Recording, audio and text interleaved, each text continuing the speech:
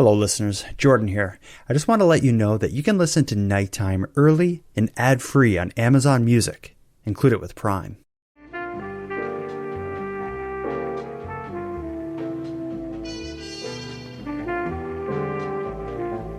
You are listening to the Nighttime Podcast.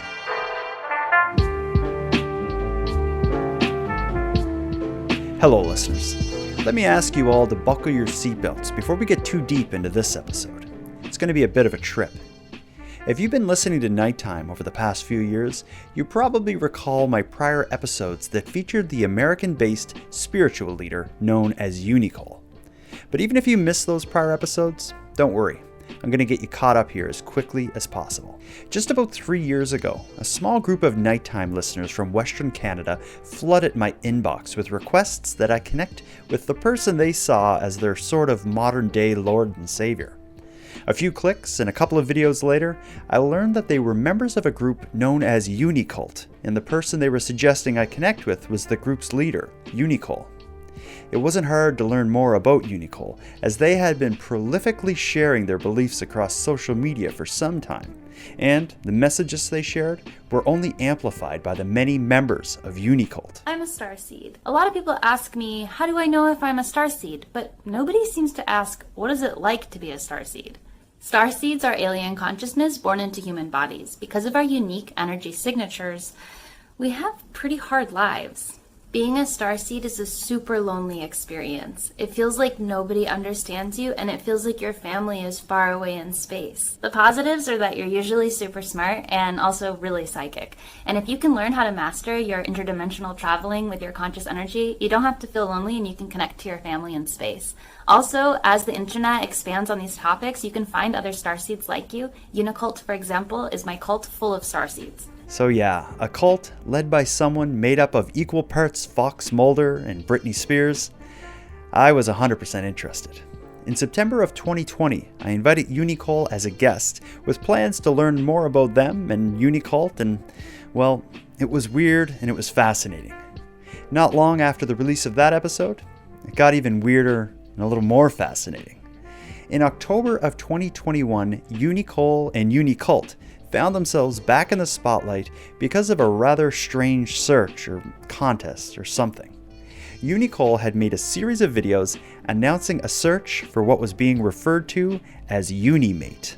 As you may have heard, I am looking for a candidate to get me pregnant with twins in April or May, and if you would like to apply for that, you should be very spiritual, very grounded. Your DNA should be completely activated. You should eat a clean, natural diet with no processed sugar, no processed food.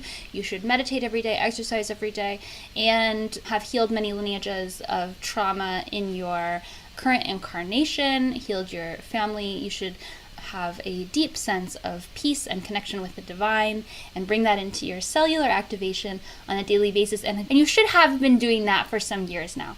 And if that is you and you do have viable DNA in the form of sperm, then you can send me your qualifications.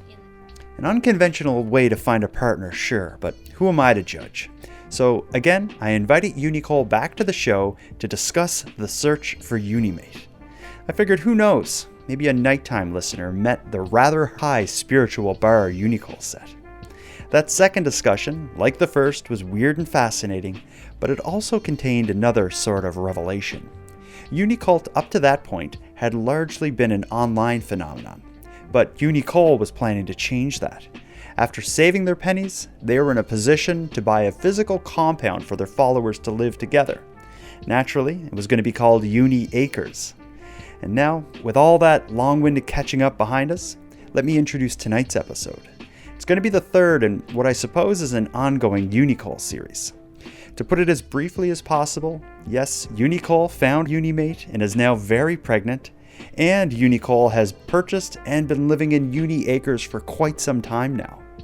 In this episode, UNICOLE is going to fill us in on how they got here. And let me just tell you, it hasn't been smooth sailing. Who'd have thought a sparsely populated small town in America wouldn't welcome a fringe online cult with open arms? Let's get into it. UNICOLE, we last spoke just under 2 years ago, and at that time you had just recently made a public appeal for a UNIMATE, and at the time you were also seeking a home for UNICULT, a place I think you were referring to as UNIACRES. So a whole lot has changed in the last 2 years for everyone in the world, I guess, but it seems most of all, things have changed for you. Let's start with, we'll call this your pregnancy announcement on Nighttime. What's going on with your search for a UNIMATE and your impregnation? If that's the right word. Yeah, I guess I was successful. Is the easiest way to to put it. Judging by your Instagram feed, yes, you were successful because you are very much pregnant. I am very much pregnant. I have about 2 more months to go before this baby enters the world. So I've been pregnant for a little while. It's been an absolute trip. It's just changed how I interact with my art and my work so much. And yeah, there's been a lot of surprises I wasn't totally prepared for, even though I was pretty obsessed with getting pregnant. Let me ask you though, is your search for a UNIMATE and the way you, at least publicly, went about wanting to get pregnant was very unique and different, much like everything you do. Is that how you ended up pregnant, through your quest for a UNIMATE, or was this something that happened separately? No, ironically, it was. And I say ironically because it happened in a really roundabout way. So here's the series of events. I'll do it as quick as I can. Okay. I went to a spiritual like event, right? It was like a retreat. And I met this person, and there was something really special about him. And he offered to get me pregnant that day, like that night, like that I met him. And I was like, okay, I don't know you. Like, that's kind of wild.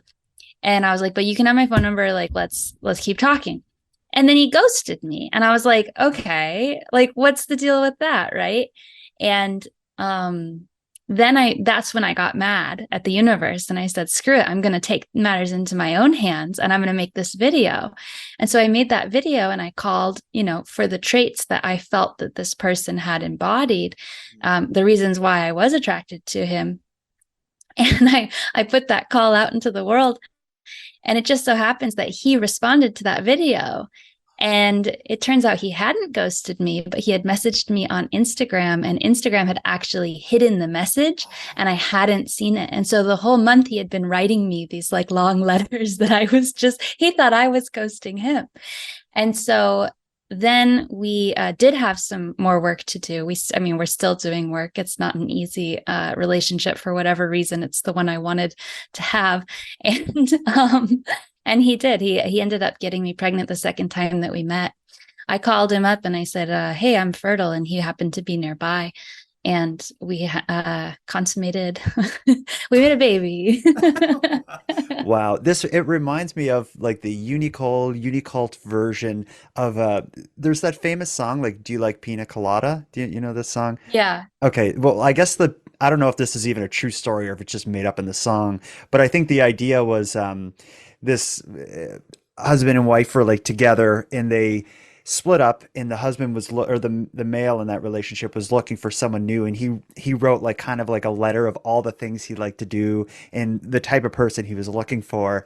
And I think his ex-wife had like seen it and contacted him and realized like they were, to be together, and they got back together. It's something like that, but yours is kind of like I don't know, like maybe David Lynch or Twin Peaks version of that kind of story. But regardless, it worked. You're very much pregnant.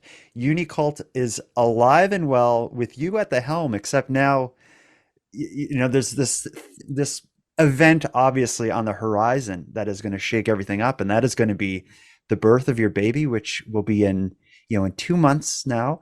As I mentioned, leading up to you describing how you came to be pregnant, everything you do unique, unusual. More often than not, it seems like you do it the hard and most complicated way.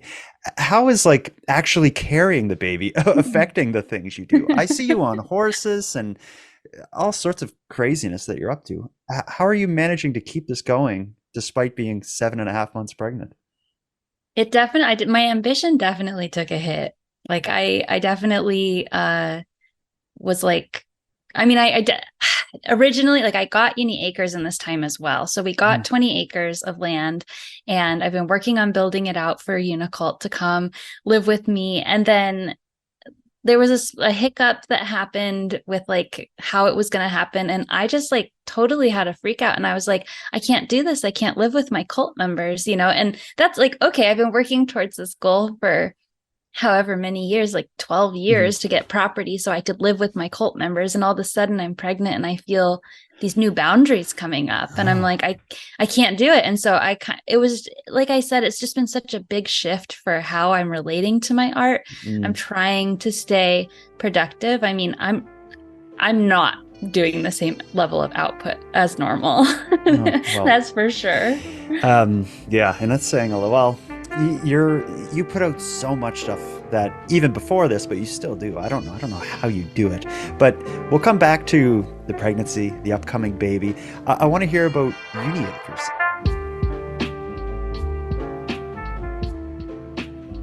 We've spoke twice before on this show. Last time again was about a year and a half ago, and you had talked about your search for the UNIMATE and your plan to eventually find UNIACRES. We talked maybe a year before that, and you spoke about UNIACRES then as well. But I've always thought maybe this was the idea of UNIACRES, like an actual property that you're living in with your, you call them a cult, with your cult. I never really envisioned that happening because I've often thought of your group, and people describe your group as a predominantly like online phenomenon. Like it's people from around the country, around Canada, around the world that generally connect with you online. So this idea of actually getting a building that people come to, it just seems to kind of like maybe butt heads with the foundational idea of UNICULT. But it's something you've been committed to. Maybe talk to me a bit about why you feel what is the value of having an actual property that you're all living together, how that idea came along, and how you're actually going about making it happen. It's a great question. And honestly, I think I really had a lot of oversight in thinking about it. I think you probably have a clearer vision of the problems than I did. But, I think there's a lot of productivity. I mean, there's a lot of productivity that can happen in person. As much as I am a very much an advocate for work from home and remote work and things like that and connecting on the internet. I think for me, as someone who's neurodivergent and who has trouble socializing, it's really nice to imagine that I could create a community that I would feel comfortable with and live with and collaborate with on a daily basis. I really do see the future as the ancient future, such as like having more of a community reality where we are living in harmony with each other, where we aren't all cooking one meal for oneself 3 times a day, where we have people to help watch children, help raise the kids, help educate them, help with the farm work, etc. So it's definitely a beautiful vision. And then in practice, what's really funny is that I am pretty agoraphobic. I am pretty much a homebody. I don't really like to go talk to people. And so I think I was faced with that reality of like, of course, I've been dreaming about this physical reality for the last 10 years of being all together with people. But in reality, what do I actually like to do? I like to be by myself. So like a community of people to hide in your room from. Exactly. That's really what it came down to. And I thought, oh no, like, what have I done? I just dedicated all of my money and all of my like next 30 years of my life to paying for a property that is way too big for just one person. So just contending with that and feeling the shift. And I think the pregnancy has been a huge part of that, creating these new boundaries and realizations and trying to open myself up to socialization. Yeah. Well, they say like one of the most stressful things that a human will do in their lives, it's things like having a baby, buying their first house or buying a house, moving, maybe changing jobs. It seems like you're like, the pandemic happens, the world's crazy, and I'm going to get pregnant, start a commune for my cult, all at the same time. It's wild to me. But what is especially wild is when we spoke before, every time you've explained UNICULT to me, or sorry, UNIACRES, when you've explained it to me or in your videos talking about your ideal home for UNICULT, where you ended up seems like, in my mind, it's like exactly what you were describing. This idea of like a large property, a large home, kind of old-fashioned-y, like farming sort of stuff happening on the property. I was thinking when I heard you describe this years ago, I'm like, she's nuts if she thinks she's going to find like this mansion on a huge plot of land to move all these people to. But when I look at you on Instagram now, you absolutely did it. I made a It's, list, and I had yeah. a Zillow addiction. I just was on Zillow constantly, and I ended up a little bit further away from civilization than I intended to be. It's been quite a shift. I'm about 45 minutes drive to anything resembling society. And even then it's like kind of sad. Yeah. So I did take a hit there, but I found everything I was looking for otherwise. I mean, we've got a pool and a hot tub and a bunch of land, and it's a beautiful house that was built in the 1800s. So I feel very blessed. It is overwhelming. Home ownership is no joke. Hell yeah. Especially when you're talking about a big old home with a lot of property surrounding you. I don't want to get into like anything too personal, but like, did you buy this, or is this something that your members did, or? I did it. Because it Yeah, I doesn't did look it. cheap. That's what I mean. It's not, I mean, it's coming from LA, it's cheap, Okay. right? Like it was the same price as a one bedroom in LA. Yeah, I guess Um, it's all so relative when you're in moving. in my mind, I'm like, holy cow, but also like a one bedroom in LA isn't cheap. Mm. So it depends on how you look at it. The way that I did it was just by working jobs. I had a job, and then I got more jobs that I worked after that job.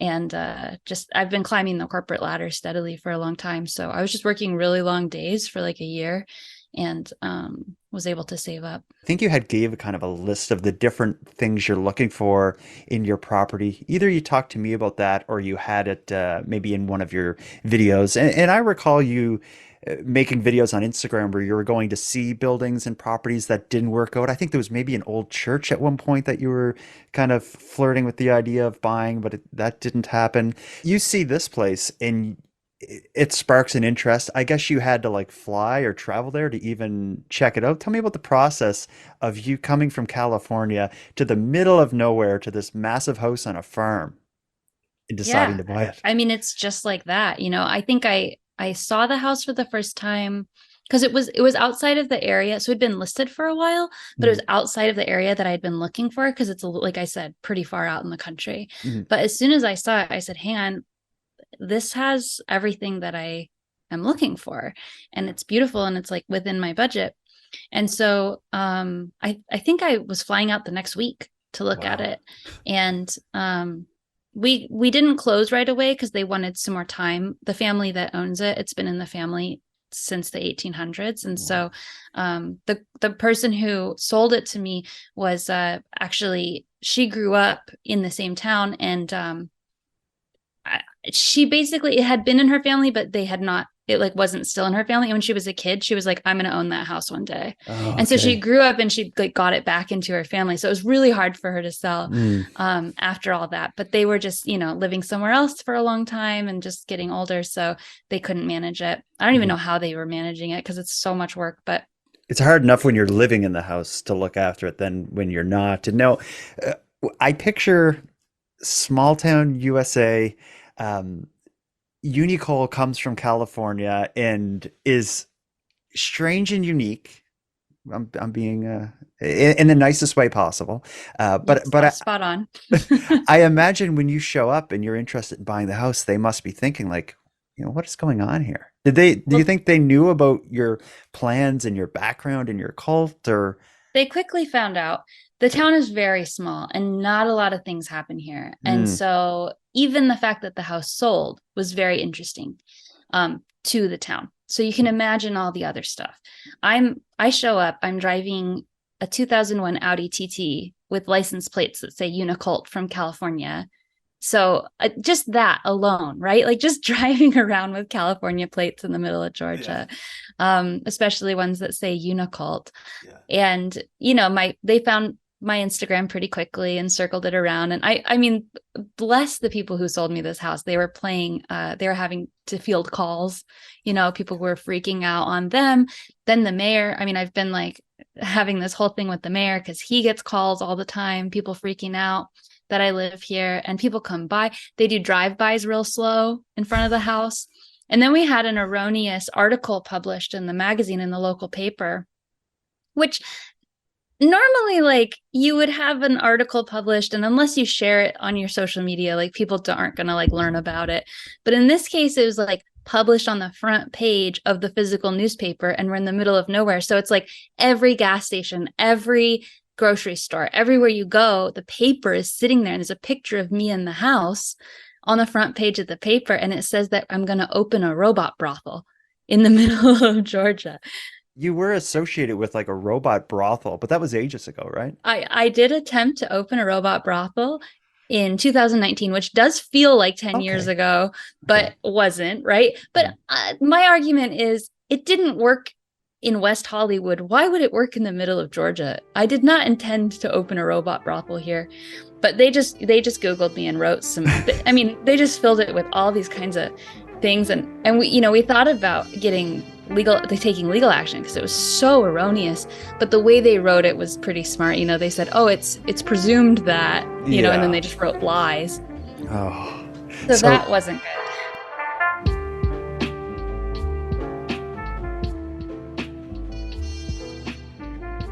I could see like someone, small town Georgia, Googles UNICOLE and sees your history and what UNICULT's all about.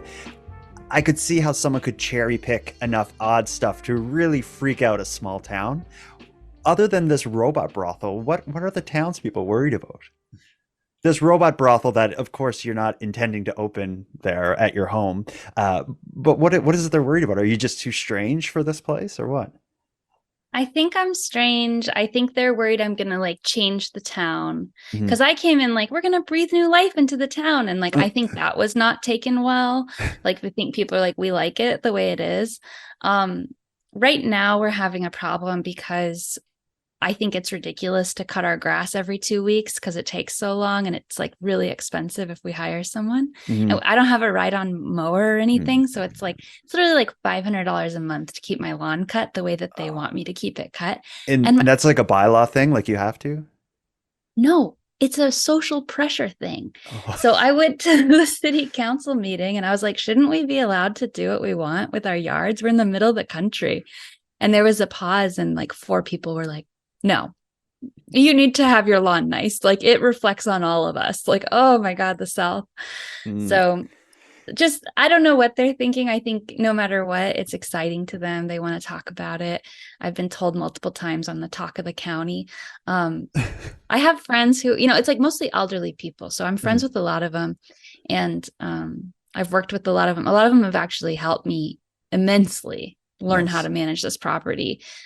So I don't think anything negatively about the town. I think they're reacting exactly as we would expect, but it is difficult. Yeah, well, it's just like you said, like the California plate alone was probably shocking to some people, let alone everything else that they find. And then if you have a widely circulated article that's full of erroneous info that's bordering on slander, then yeah, I could see how people may feel like they may have their backs up against the wall with you. But you actually, like you said there, you attend the town hall sort of meetings. You must stand out there. But tell me about these meetings. I've been to meetings for a condo corp where it's like all the owners kind of meet together and talk about, like you said, their lawn care or, shoveling snow in Nova Scotia we got to deal with. And those can be interesting, but I just think inserting UNICOLE in the center of that must really make it like, there should be film crews there. Tell me about these meetings. Well, I think I've been to city council meetings in other towns. I was trying to get fluoride out of the water, things like that. And it's usually like a nice building with quite a few people. But this town is so small. I'm telling you, like, it's a couple hundred people. Oh my so gosh. It's really just about 6 or 7 people around a table, a secretary, and then a couple of chairs set up in the corner. It's at the firehouse. And people will just, raise their concerns, and then they're talked about and they'll vote on stuff. So when I showed up last time, there was someone there who was like, well, I came to find out what's going on in that house. And she meant me, you know? And so it's definitely interesting. It's an intimate town hall meeting, city council meeting, but this sounds like a TV show, like what you have going on there. But you don't share a whole lot about your connection with the town. Is that because you want to maybe avoid further drama, or? Well, I mostly just stay in my house and like people come by and like knock on my door. One person gave me banana pudding, which I guess is like a really good symbol that like you're being accepted by the community. And I was like, oh no, thanks, I'm vegan. And of course, like I just like that's kind of how I feel, like I just am ruining everything. Yeah, they're like, that's so complicated. City people. I know, like I made her banana pudding and like, oh. Have you so there was this article on the front page of the paper there. Did you have you ever thought about doing like or communicating with the townspeople in any way? Like maybe like having your own kind of like letter to the editor describing yourself, or opening the doors of UniAcres to invite the townspeople to see that you're just a bunch of people who are happy to be chilling together? Like, have you ever? Yes, absolutely. We had a pool party. I invited all the townspeople, people who had reached out on Instagram, people who I, have made friends with here. And I said, bring whoever, like we're, really trying to have, and like the thing is too, because the house was left unoccupied for a long time, but they were upkeeping it. The pool was really nice, but not being used. So a lot of the townspeople would come and actually use our pool. And so they were kind of frustrated when I bought it that they couldn't use the pool. So I thought, this is great. We can open up the pool, invite everyone.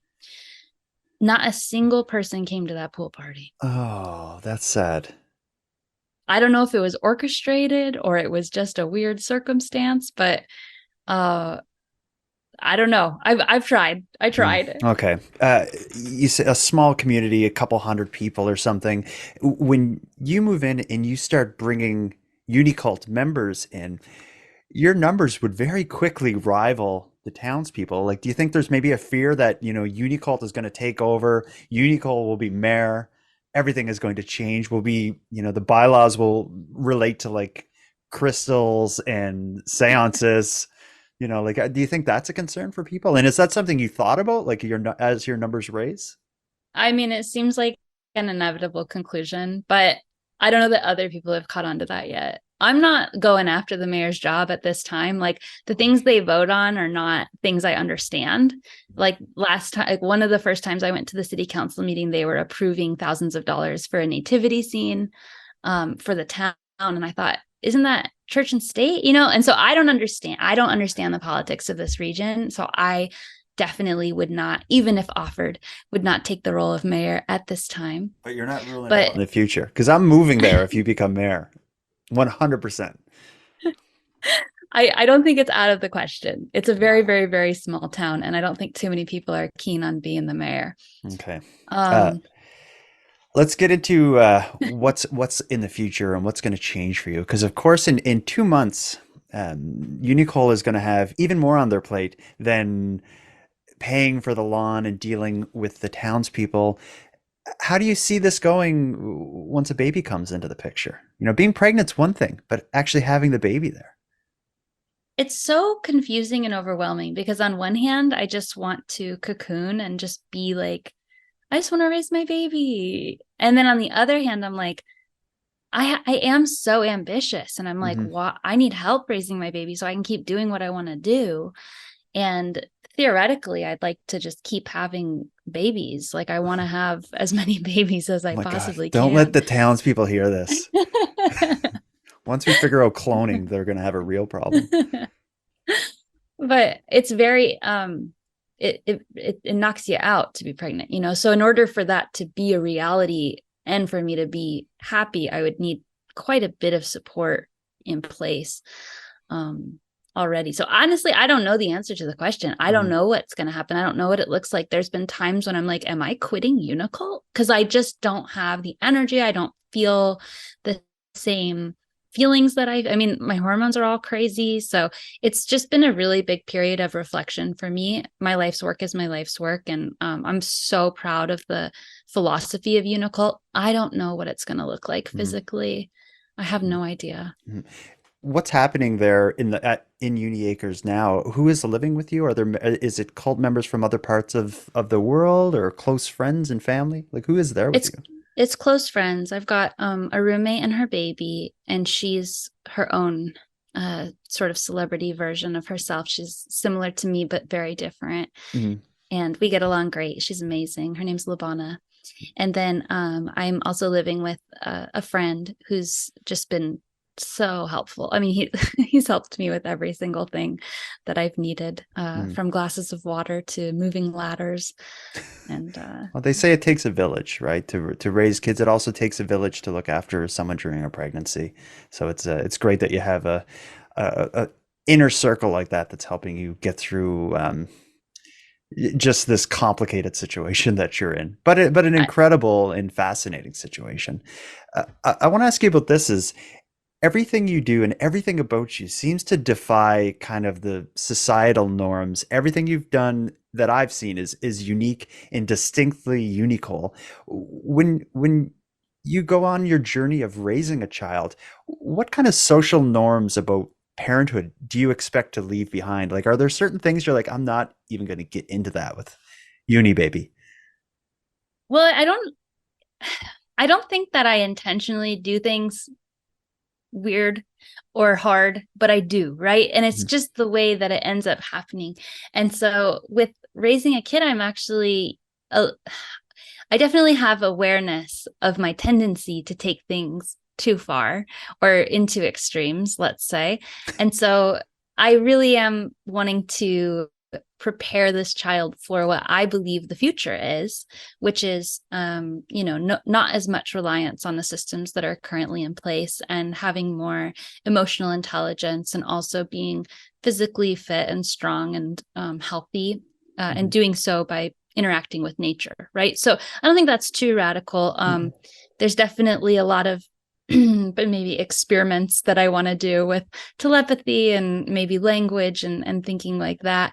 But I also don't want to push my child into the I mean, this kid's going to grow up and be like, I was raised in a cult, and they're going to be 100% right about that. And so I want to give them as much freedom to interact with society, Yeah, well, as well. I tell you, the baby's going to have some, as they grow up, some fun experiences with you, because I've described you at times as like maybe the world's worst roommate. Like, I watch a video and it's without any kind of explanation. You never know what you're going to see when you post something on Instagram, but it could be, I don't know, you on the floor surrounded by weird lights with a repeating looping synthesizer sound, and you're chanting, and that would just be, that's like a The UNICOLE normal thing. Friday. That's a Friday. I've watched a few of your videos with my 10-year-old son and introduced him to the concepts of UNICOLE and UNICULT. And he's always amazed when I show him videos you make of I think he's amazed just that someone is living a life like you live. I recall one video in particular that he really enjoyed, and the video starts with you're sitting on stairs and I think you're crying, and the camera pans down to like a broken crystal. And I think the concept of the video is like, crystals are people and you dropped and shattered your crystal. But it's like we're smiling and joking about it now, but in the video that is so sincere. It was heartbreaking. You were heartbroken. I was heartbroken. And we watched that video, and my son was probably like 8 or 9 then, and I just looked at him and I asked, like, what do you think of this? And he's like, I've never seen anything like this before. But I introduced him to you and your concepts as a way to explain and show him that there are people who are vastly different from each other, and we all exist together and live together, and and enjoy each other's company.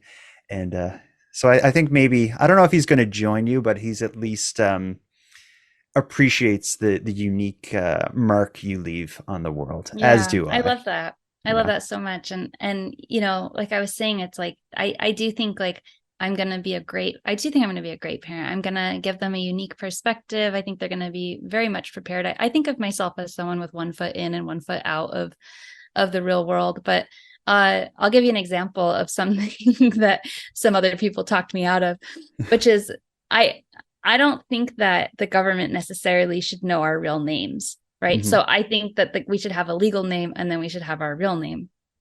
And so I was thinking, well, I'm just going to choose like from the top 5 baby names and then like choose a last name that's the like top 5 last names and just create a single gender neutral name and give this to my child as their legal name, but then name them something real. So make them completely anonymous just by going with, Mike Smith as an example. Exactly. Yeah. Okay.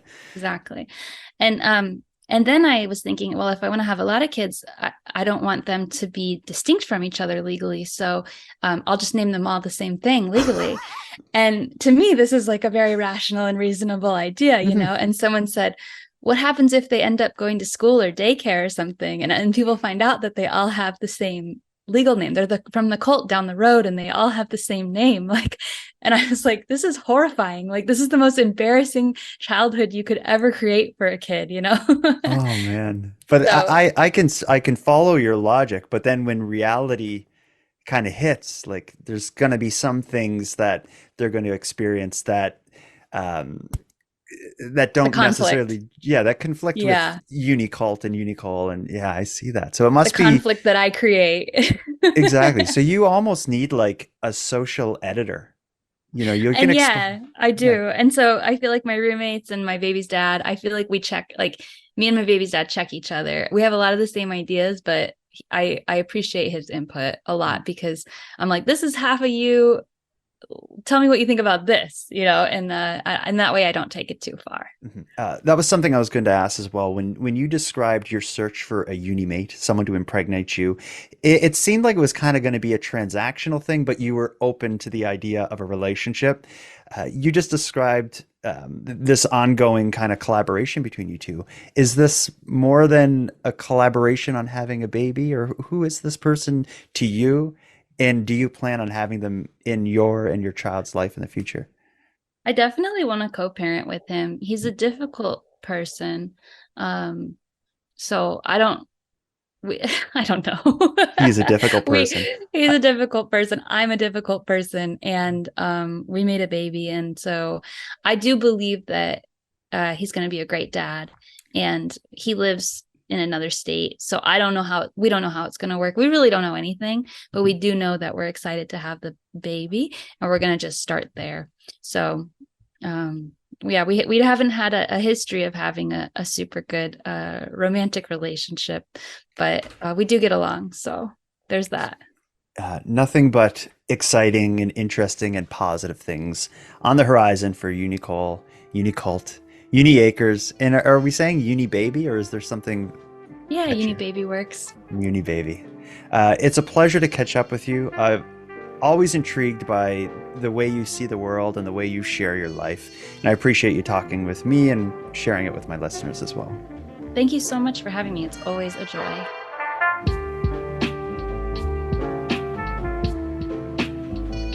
I want to thank you for joining UNICOLE and I for this episode of Nighttime. If you want to learn more about UNICULT, I've added some links to this episode's description. Now I'm going to start wrapping up this episode, but before we part, let me end with some thanks. First, a big thanks to UNICOLE for sharing an evening with me and with you, the listeners of Nighttime. A big thanks to Monty, Datta, who contributes to the music for this episode, and to LJ from the Dystopian Simulation podcast, who provides my intro and outro voiceovers.